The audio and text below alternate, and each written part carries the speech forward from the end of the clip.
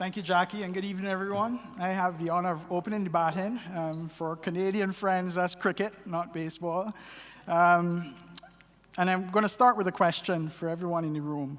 When was the last time that you used a CD or a DVD? And think about that for a little bit. Just a few years ago, these were novel technologies that changed the way we stored and interfaced with our media. What about Chubby's Video Store? Anybody remember Chubby's Video Store?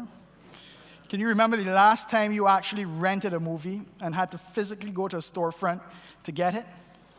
And then go back and return it the next day to avoid paying overdues?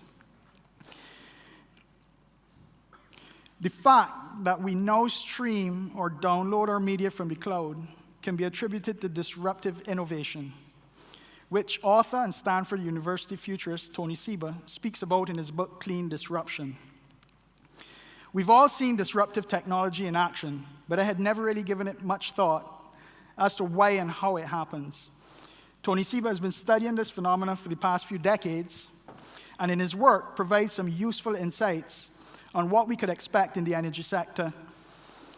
Two well-known international case studies of disruptive innovation are AT&T and Kodak. In 1985, AT&T was the largest telecom monopoly in the US.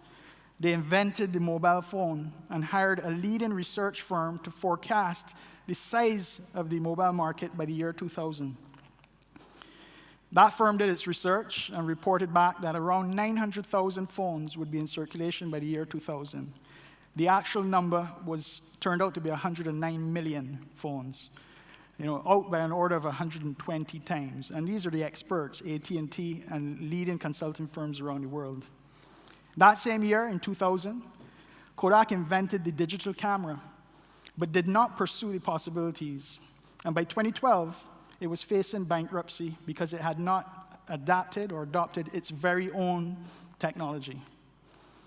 Repeatedly, what we observe is that people who normally dismiss disruptive opportunities are the experts and industry insiders, the people who know too much about what is and all the reasons why we can't change or will be slow, or changes will be slow. By being disrupted, both AT&T and Kodak lost their leadership positions and the potential to take advantage of a huge opportunity. This begs the question, why do smart people at smart organizations consistently fail to anticipate or lead market disruptions?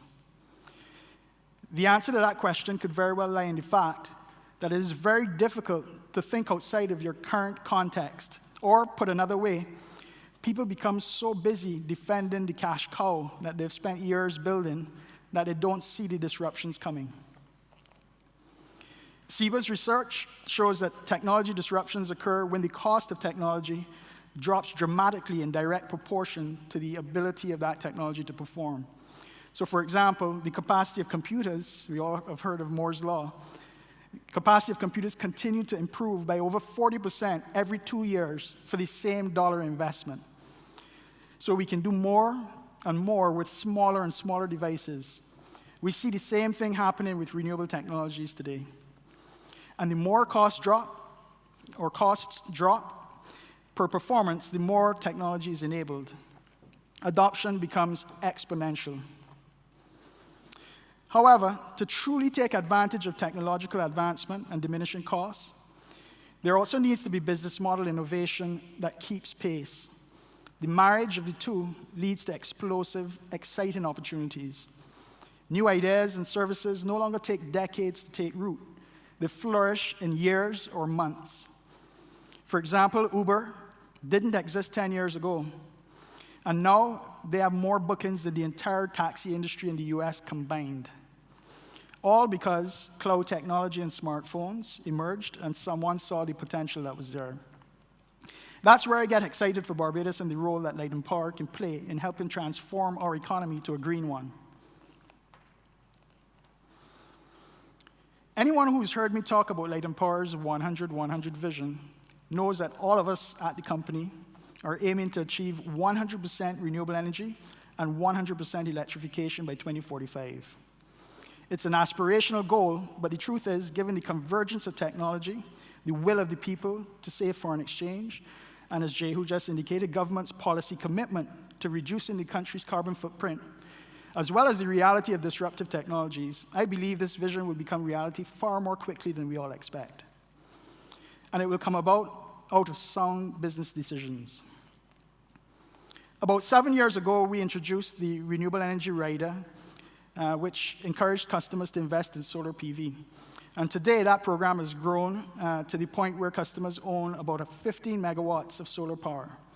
We completed our own 10-megawatt solar farm in 2016, the first in the Eastern Caribbean. It will save customers more money in fuel in 4 years than it cost us to build the plant. That plant became possible when the cost of the panels and the technology dropped to the point of being competitive. As we invest in additional solar PV and eventually wind, biomass, and storage, costs will continue to drop. The technology will facilitate more and more grid-to-consumer interaction, and we'll be operating in an energy internet before we all know it. We also have, of course, the case study of the local sugarcane and agricultural sector, which, as we all know, has been on a downward trend over the past few decades. Now, however, there's an opportunity to breathe new life into that sector. Light and Power has been working with a number of farmers in BSIL on using king grass for biomass electricity generation. This is great for the country's green thrust, foreign exchange savings, and by keeping land in agriculture for food security as well.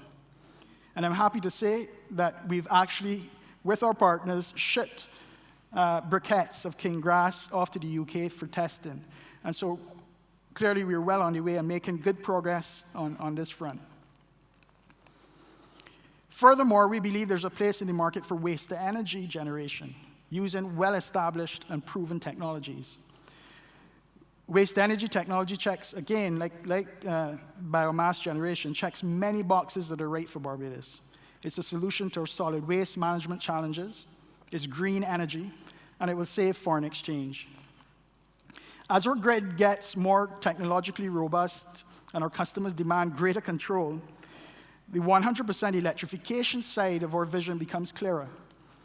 Smart meters will provide a platform for a whole slew of new customer options and services, such as real-time energy management, the ability to fully exploit the features of smart home appliances, and, if customers want it and the FTC allow it, prepaid electricity. Apart from our use of fossil fuels, the other major user of fossil fuel in Barbados is the transportation sector.